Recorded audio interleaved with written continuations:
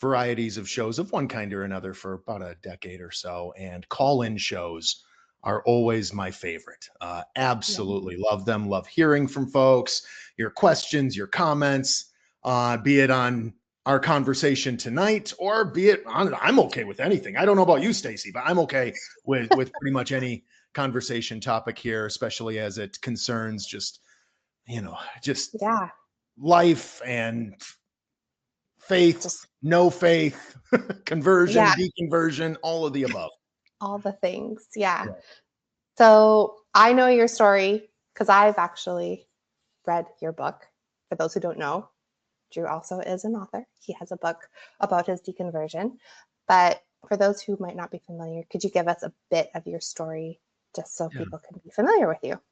Yes, absolutely. So my story goes back, I suppose, essentially back to when I was a high school student, a teenager. I was a very serious teenager, high school student, way too serious. I had to make up for it later in my 30s and 40s. But no, I was all about ministry. I grew up in a good Christian home and Mhm. started my first Christian ministry at the age of 16.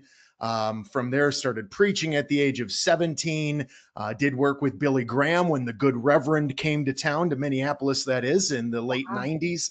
And then from there, moved to Chicago, picked up a couple theology degrees, pastored a couple churches. And then in 2012 is when it Okay. all came crashing down. And Hmm. it's a whole story. Feel free to ask. We can dive into whatever, but essentially, I left all of faith behind and Hmm. had to set off on a whole new course and didn't know what the hell would come next.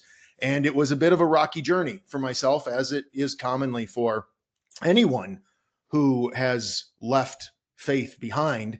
And yet, especially for those who used to be religious leaders, where their income, their career, their Yeah. educational value, all and their community and their family and their whole identity, on top of all those things, right? All of it is just so Yeah. tied in with your faith.